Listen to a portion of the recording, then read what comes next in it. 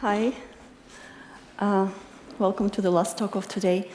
So we are going to talk about how to use or how to automate risk assessment for drone use in urban environments, in general in all environments, but in urban in particular. In the introduction, we will dive a little bit in the legal basis of drone use in Austria. How many of you, maybe you raise your hand, are drone pilots or know about the regulations for drone use? So a couple. This is good. Maybe you will also find out something new because when you rely on open maps, you do not always see the whole picture. And for everyone else, I promise the legal part will be short and painless. We will not discuss it in too much detail. Then we will look at the existing maps and maybe see what could be improved in them. What is special about urban air mobility? Why is flying over cities different from flying elsewhere? And then we will look at some special data sources that are very, very common, and everyone knows everything about these data sources, but maybe they could look different or can be expanded to get more out of them.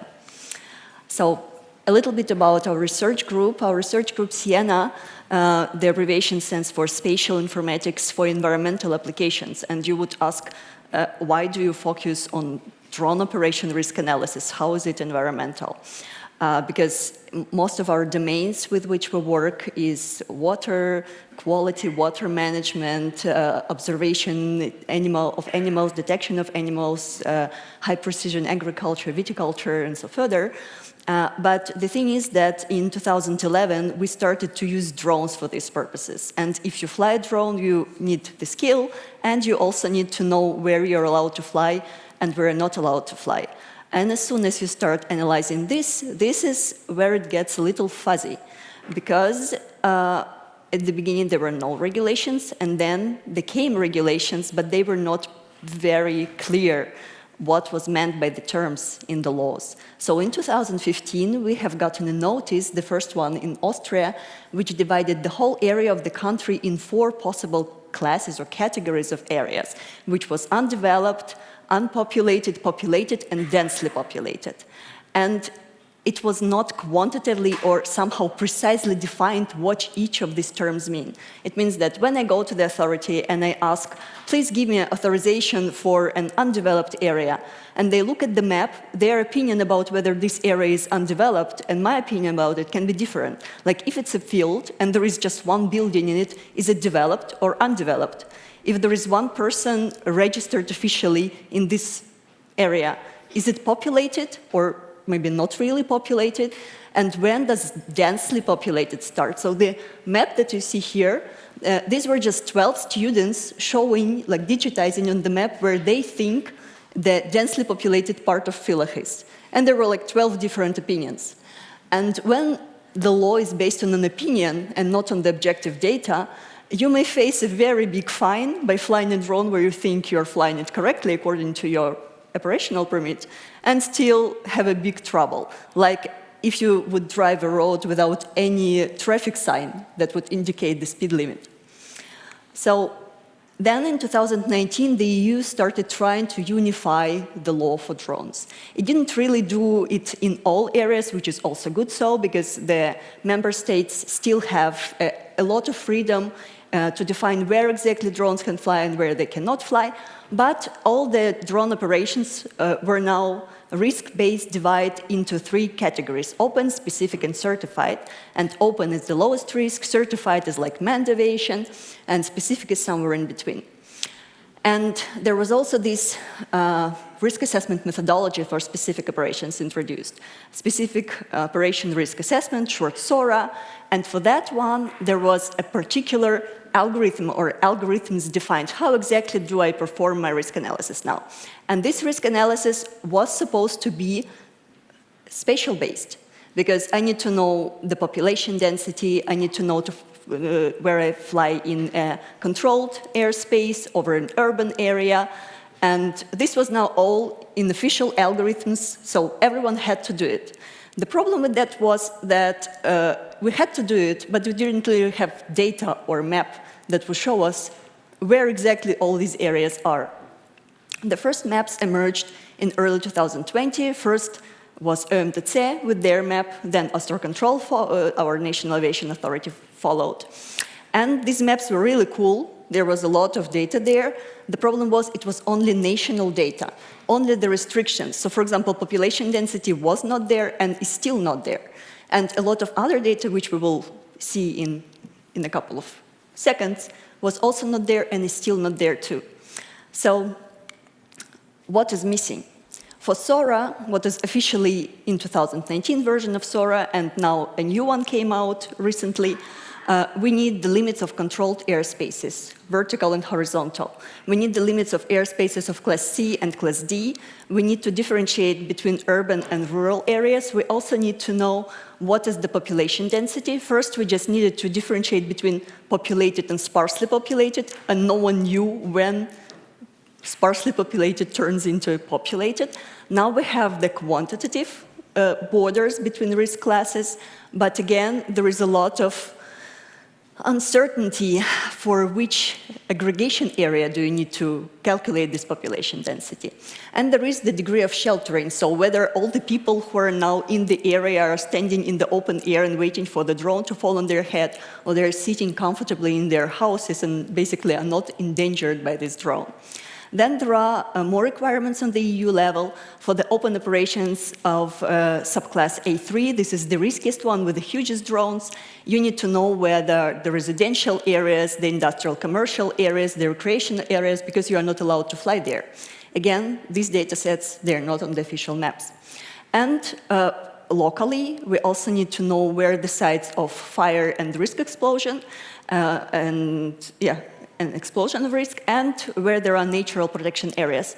Partially, these are represented, though, the nature protection areas on EMTC map, not on Austro control map. And we thought it was not really fair to the drone pilots that they have to comply with the law and do not really have a possibility to do this because they do not have data. So in 2021, we developed a prototype of a map that integrated all available open government data at that time into one map under one roof. And this was an interesting project because Nina told us that the quality of our open government data is not the highest. Well, unless you start comparing it with other countries, because then you're so happy that we have wonderful, very detailed, very up-to-date data here in Austria. So this is what we started to do. We put all the data under one roof, and we were pretty happy with the quality of this data because it gave us so much insights into what was not visible before. Then we have taken it a step further. First, for the controlled airspaces, for example, if you take an airspace, these are artificially defined borders. Some people said, okay, there will be a straight line, there will be a straight line, this is an airspace. But they all start somewhere and end somewhere vertically, and this somewhere is measured in the reference to the mean sea level. So when I stand here in Villach, I have no idea where exactly this airspace starts. So we've used the terrain information. This picture, no? Here, it shows you that the airspace can look not as beautiful as this polygon as soon as you overlap it with the terrain. So we have visualized these controlled airspaces for the first time, and we took it one step further because we thought, okay, there are so very many layers, like there are 20, 30 layers of information, and the poor drone pilot is now looking at all of that and thinks, okay, what do I have to do with all of that? So we have divided the whole country in a grid of hexagons, regular hexagons, instead of squares, because we thought they were just more beautiful. And the second reason, natural phenomena are usually not consistent of straight lines, so hexagons are showing the continuous phenomena a little bit better.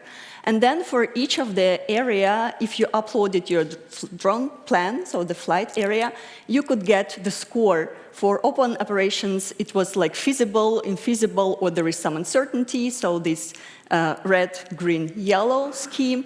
And for the SORA, ground risk and air risk and the SAIL, safety assurance integrity levels were calculated based on the data and displayed as this hexagonal raster. Well, this was a prototype, so it's now not online anymore 4 years later, but it lives further in the product of a Frequentis spin-off Skyzer, who took this as the basis for their tool called Wingman. It's a fee-based tool, but it's probably right now the most comprehensive drone map, drone risk map in Austria, which contains a lot of data that we have used then, and they have also, of course, updated it and implemented some more features. So it's an interesting tool to consider. But it's not perfect, as everything has to be developed further. For example, that idea was not really suitable for assessing risks for urban air mobility applications. It was just general for the whole country. And what is so special about urban air mobility? Of course, it's not the question of today, right? We do not have like hundreds of drones flying over cities this day. But if we are moving into that direction, we really want to make sure that these drones are flying safely. So it's important that we focus on what is special about cities, that we have to have data there which can support our drone risk assessment. So first we have complex geometries. Of course, we live in the mountains, so complex geometries are not only characteristic of the cities. But in the cities, we have, for example, vertical landing areas. There's the existing projects where drone land of window sills. So this has to be considered. This has to be very accurate 3D models of cities. Second, we have dynamic and very dense ground activity. And this is not only population. We have to consider all the traffic. We need to know where is the car, where is some subway, because all of that, like if I have a lot of people, but they're all in a bus, they're not to the same degree in danger that, compared to if they're just walking in the street. Then there are societal constraints. Maybe it's not explicit in the law, but most drone pilots would prefer not to overfly playgrounds, where there are a lot of children without cell phones if we use mobile data to approximate population density. And these children will just not appear on the map as an assembly of people. So we really want to just know that this is a potential place of gathering where we want not to fly. There are urban canyons, luckily not really a big problem for Austria, but in general for urban air mobility, drones can lose connection in urban canyons, and there is higher density of air traffic compared to rural environments, because we have helicopters and, of course, we have more drones in urban environments. Here, probably many data sets will still have to be generated, like, for example, voxel grids, so 3D square grids for routing of drones, or these layers of airspaces for different types of traffic, or air highways for certain types of traffic. Then coming to the well-known data sources, like this is also very new and not yet existing, but population density, this is something like really, really clear. It's used for ages, we know it all. It's measured in people per square kilometer, and yeah, here we don't have to worry, but actually we do. Because even in the newest version of SORA, they operate this notion of how many people per square kilometer there have to be to assess the risk. But is this the suitable resolution for urban air mobility?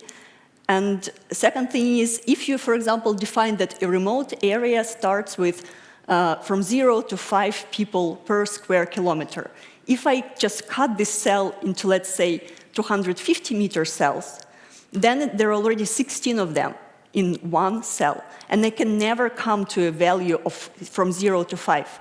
Because if in one cell there I have one person, then multiply to 16, I will have 16 people in the whole area. So some of the classes defined in algorithms just will not be able to be achieved in risk assessment because of this wrong understanding of the resolution. So here you have two maps of Villach with the population 1 kilometer and 100 times 100 square meters, and probably most drone pilots would agree that the higher resolution makes more sense to plan the drone operation. Then there is, of course, the question of static and dynamic population density data. This is an approximation. So we have on one map here, this one, this is a static data. The rest of the maps are dynamic data.